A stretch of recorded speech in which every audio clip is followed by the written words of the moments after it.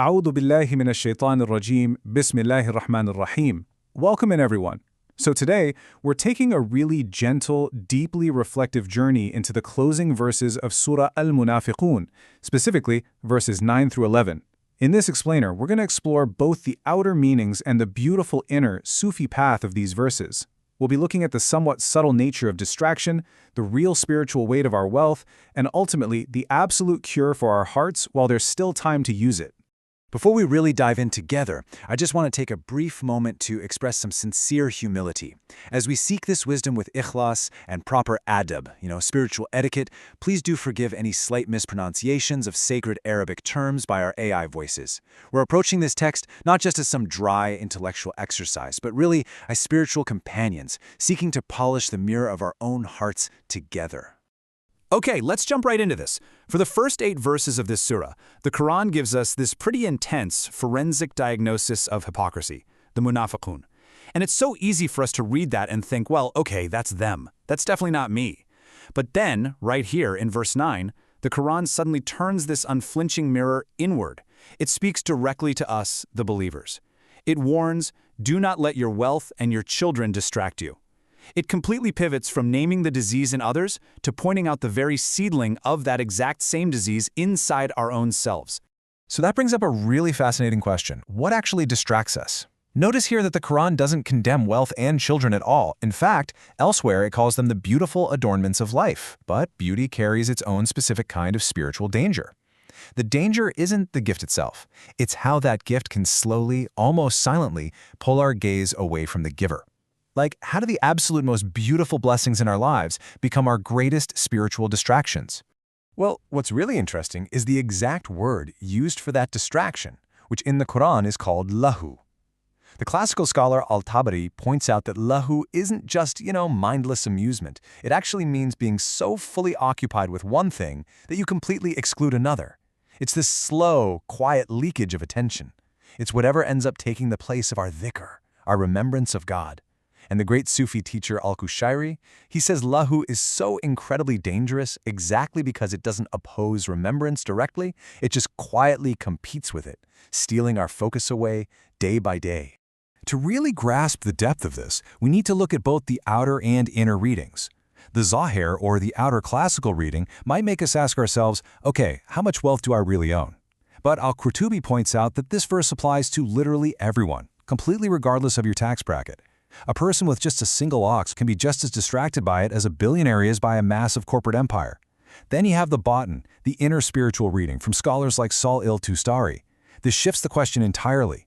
It's no longer how much do you own, but rather how much owns you. Even our good deeds, our pious acts, can become a spiritual disease if our ego starts claiming ownership over them. Which leads us to a pretty profound diagnostic check for our own souls. What is our heart's true qibla? Think about it. When all the noise of the day fades away and absolutely no one is watching, what direction does your attention naturally swing toward? What occupied your mind today so completely that when the time for remembrance finally came, there was just no room left for it? Answering that honestly, well, it reveals what we're truly devoted to. The great al-Ghazali diagnoses this absolutely beautifully. He teaches that the love of wealth is actually far more dangerous than wealth itself. Why? Simply because love is a property of the heart, and the heart is literally the only vessel meant to hold the divine. So by simple arithmetic, every fraction of the heart that we surrender to the love of accumulation is a fraction we've withdrawn from the beloved. If we start relating to our blessings as things we possess, rather than as temporary loans, they end up completely eclipsing their source. And this is brilliantly illustrated by the inner geometry of the Quran through the abjad mysteries, the numerical values hidden beneath the Arabic letters. The word lahu, or distraction, reduces to the number 5, and 5 is the number of the threshold. It represents a doorway that we approach but ultimately fail to cross. Meanwhile, olad, or children, reduces to 6. 6 is the number of the heart. It's the number of equilibrium. When our children and our wealth are honored simply as gifts, they harmonize the heart perfectly. But when they displace God, they fracture that equilibrium, turning the believer into what the verse literally calls a loser. So, if we all carry this little seedling of distraction inside us, and if it's this slow, quiet leak that can go unnoticed for literally years, what's the antidote? How do we cure our hearts before our time, our own deeply personal appointed deadline, simply runs out? Well, thankfully, the Quran doesn't just diagnose the illness and leave us without medicine. In verse 10, it offers a beautifully precise prescription. That prescription is infaq, charitable spending. Now listen to the profound linguistic connection here, because it's amazing.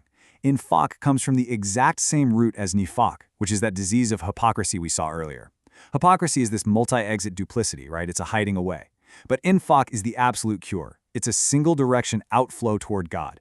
It is the deliberate opening of the closed hand. It's giving away a portion of what we've been given to basically retrain the muscle of the heart and build our tawakkul, our absolute, unwavering trust in God.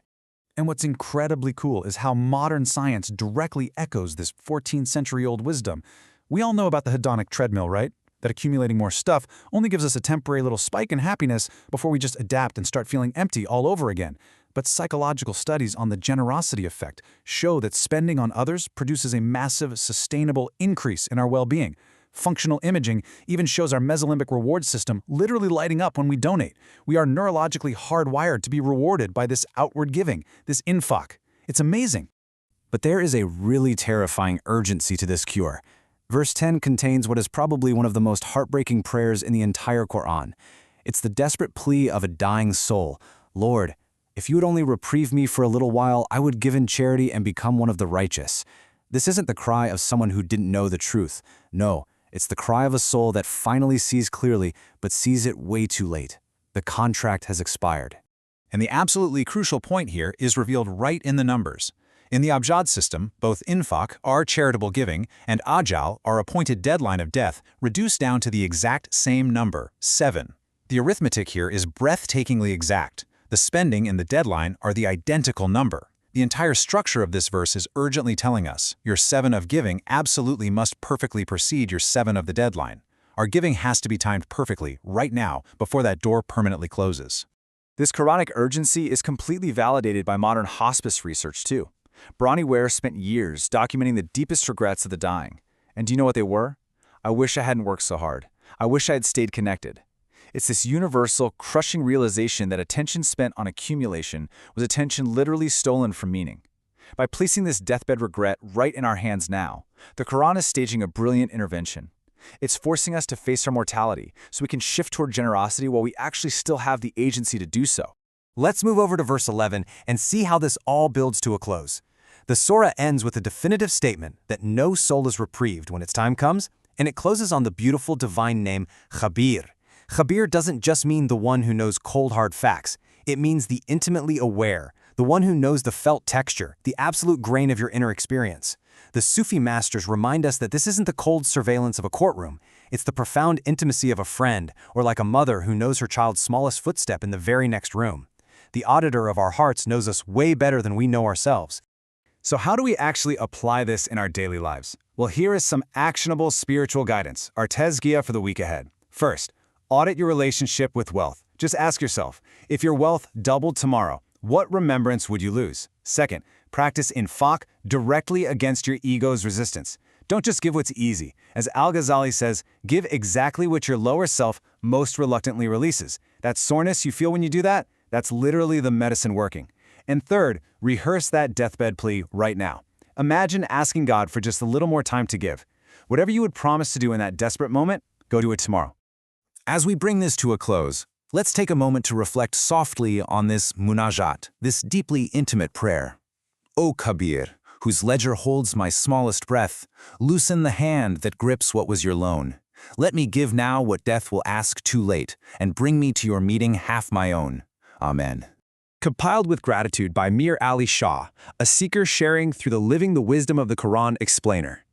As you close this screen and return to the noise of your day, what is the one thing you will choose to give away tomorrow, before the opportunity is gone forever?